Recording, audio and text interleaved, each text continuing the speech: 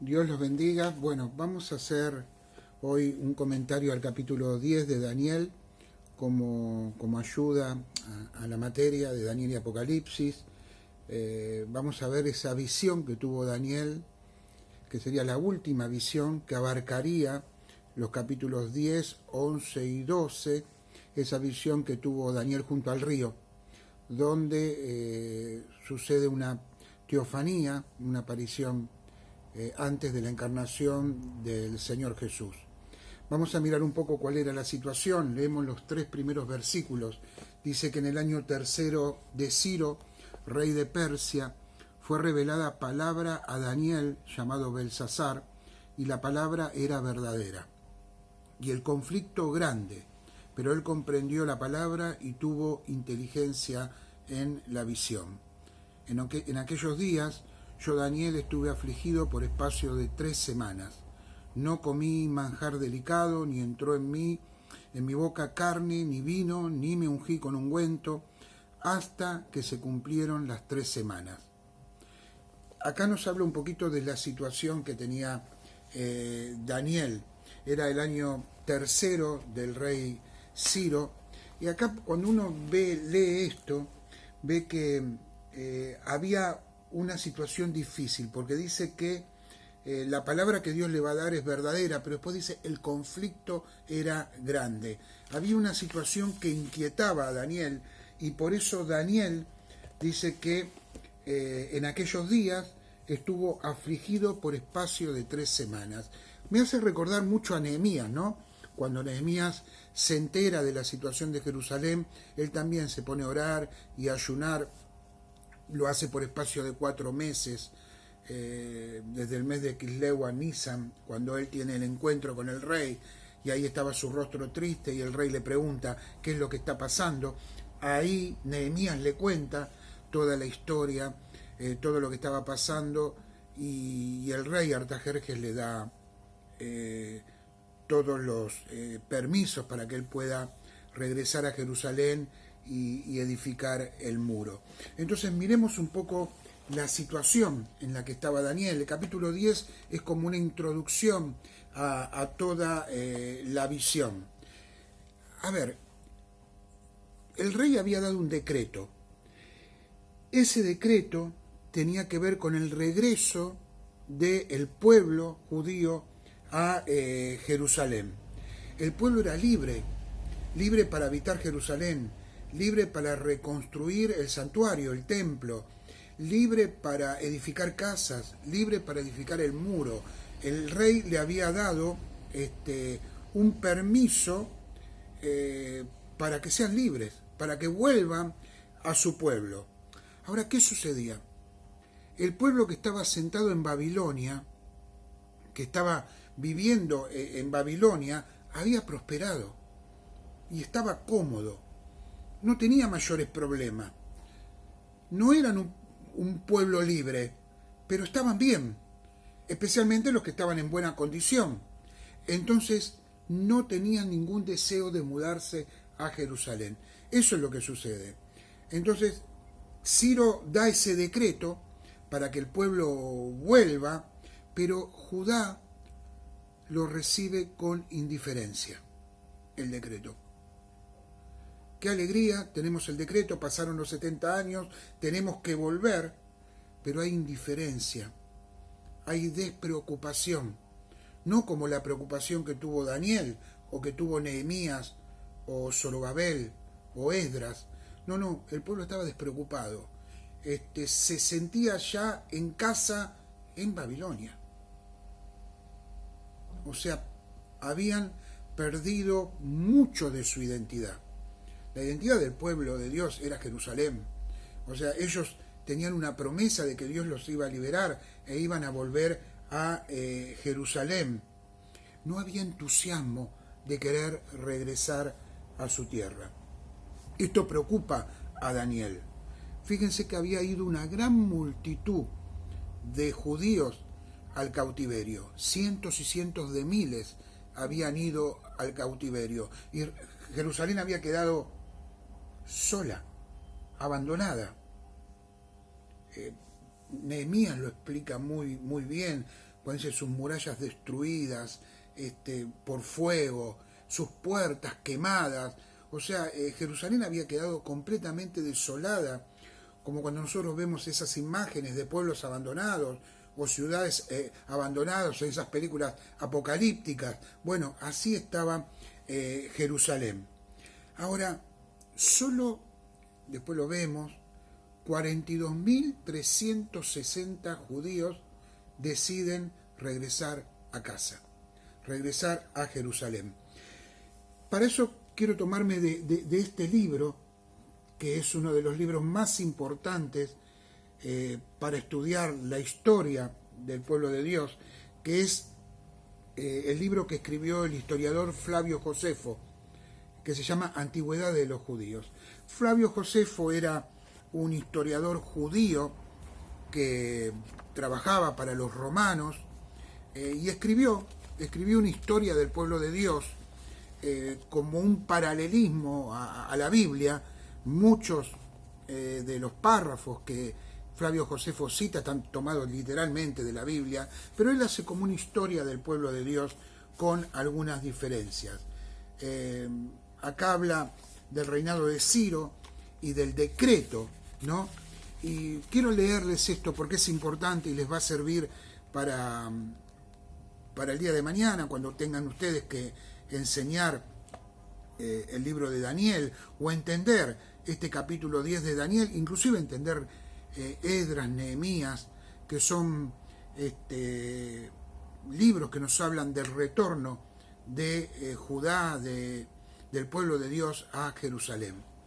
Dice en el capítulo, le llama el libro 11, capítulo 1, párrafo 3, dice Flavio Josefo: después que Ciro anunció esto a los israelitas, los jefes de las dos tribus, Judá y Benjamín, así como los levitas y sacerdotes, partieron para Jerusalén. Muchos, sin embargo, quedaron en Babilonia para no abandonar sus propiedades. Estaban muy, muy bien en Babilonia. Lo que sucedió fue un milagro de Dios, un milagro que ya Dios había profetizado. Israel iba a volver, Judá iba a volver a su tierra. Los judíos lo sabían, lo hablaban entre ellos, pero en el momento que Dios hace este milagro, hay indiferencia con respecto a eso. Por eso Daniel estaba tan triste. Leamos el decreto de Ciro, porque creo que nos va a dar una pauta de lo importante de ese decreto, de lo milagroso de ese decreto que el rey Ciro hace. Se los leo, está acá Josefo lo transcribe y dice: el rey Ciro a Sicines y Sarabanases salud. Él está hablando a unos sátrapas que él tenía para que le den permiso al pueblo judío a regresar a su tierra. Dice así: he permitido a los judíos que habiten en mi reino, que si es de su agrado, regresen a su patria. O sea, el rey Ciro les da la oportunidad, o se quedan en su reino o regresan a su patria. Reedifiquen su ciudad y restauren el templo de Dios en Jerusalén, en el mismo lugar donde se encontraba antes. He enviado también a Mitridate, mi tesorero, y a Zorobabel, jefe de los judíos, para que pongan los fundamentos del templo y lo edifiquen de una altura de 60 codos y otros tantos de amplitud. Harán 3 ringleras de piedra lisa y una madera del país, como también un altar en el que se sacrificarán a Dios. Quiero tomar por mi cuenta los gastos de lo que todo esto ocasione. Fíjense, Ciro estaba inclusive interesado en que el templo se edifique en el lugar correcto, interesado que se haga con medidas correctas e interesado también en sostener con el dinero de su reino la construcción del templo. Quiero tomar por mi cuenta los gastos que todo esto ocasione. Además, he entregado a Mitridate, mi tesorero, y a Zorobabel, jefe de los judíos, los vasos, ¿recuerdan? Que el rey Nabucodonosor sustrajo del templo, los mismos vasos que fueron profanados por Belsasar en esa noche fatídica que hemos estudiado, donde aparece esa mano escribiendo en la pared, y ese es el fin del reinado babilónico y el comienzo del imperio medo-persa en Babilonia. Entonces dice, los vasos que el rey Nabucodonosor sustrajo del templo para que los lleven a Jerusalén y los restituyan al templo de Dios. Son los siguientes, y da el detalle de los vasos.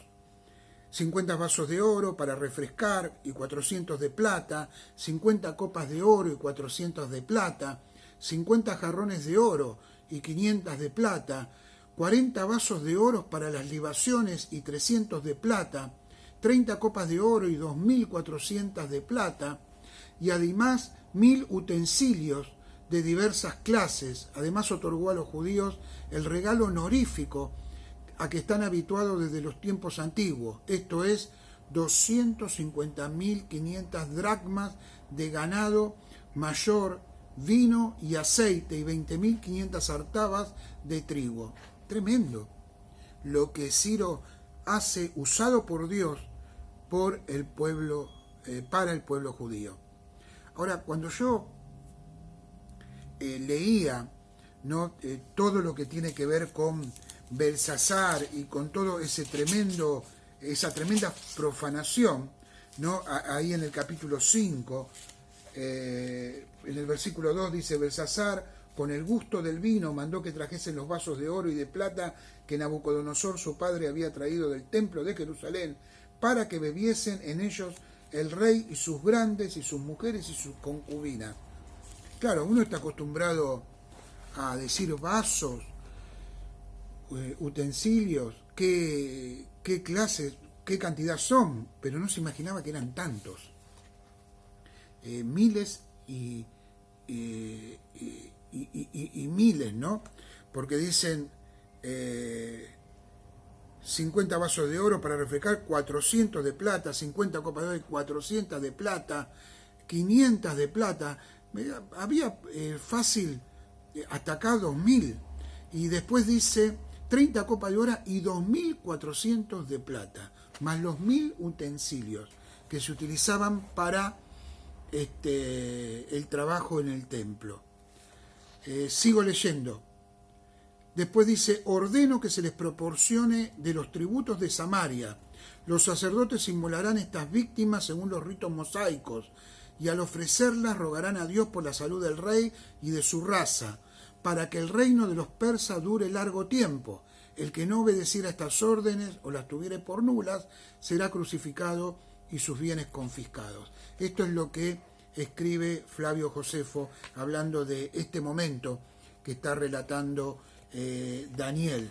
Y luego Flavio Josefo añade al decreto de Ciro y dice, la carta estaba escrita en estos términos, los librados de la cautividad que partieron para Jerusalén fueron en número de 42.462.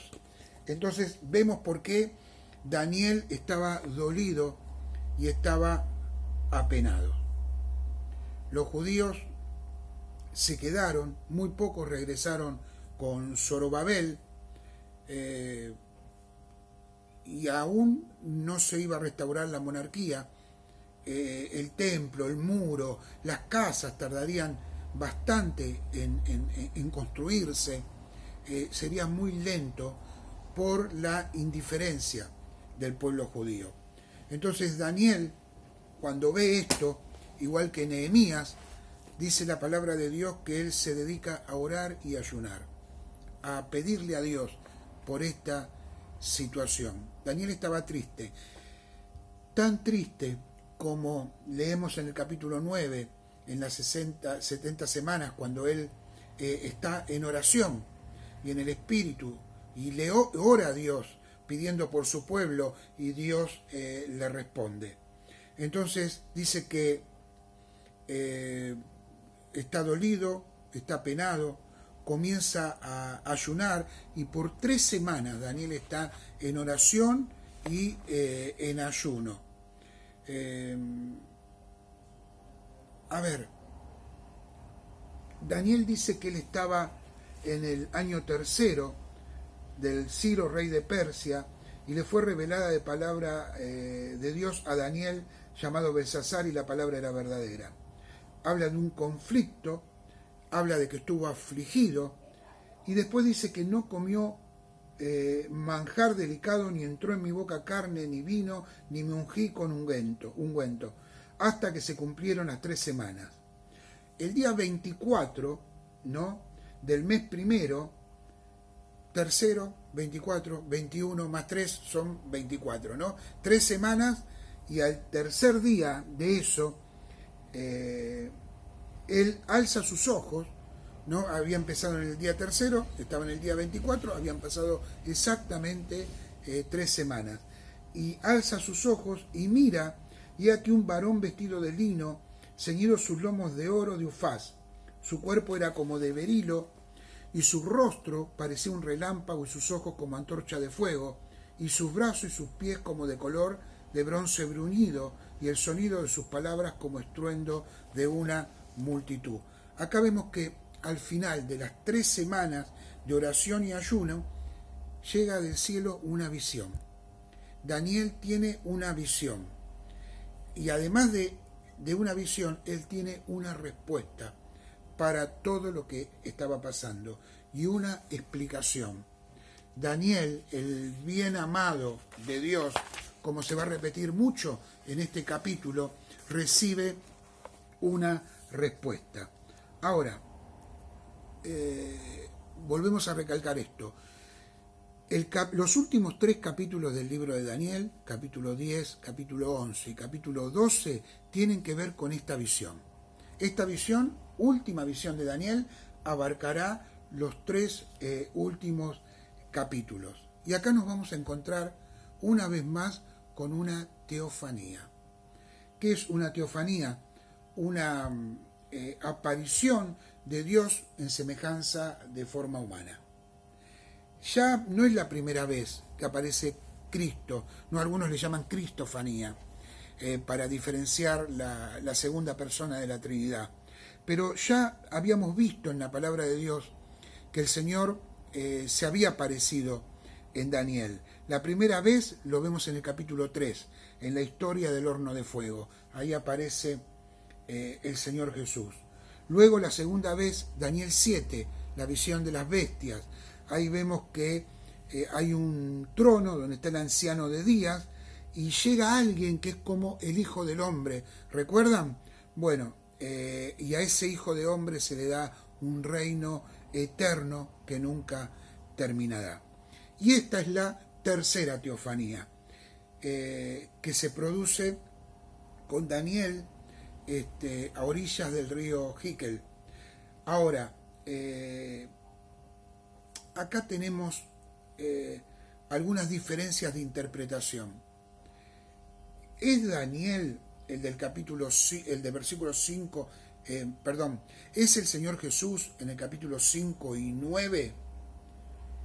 Porque algunos comentaristas, si leemos bien, dice: alcé mis ojos y miré, y aquí un varón vestido de lino y ceñidos sus lomos de oro de Ufaz. Algunos dicen que este es Miguel, y que después, a partir del versículo 16, está el Señor Jesús, acompañado de Miguel, ¿no? De Gabriel. Y también Gabriel cita que Miguel lo va a ayudar. Pero ahora, hermanos, ¿quiénes son estos, no? La interpretación de algunos es que el versículo 5 y 9 es el Señor Jesús, y el versículo 16 también.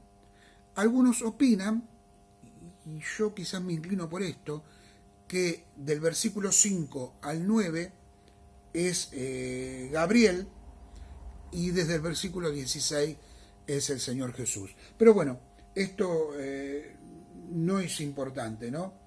Pero lo importante que,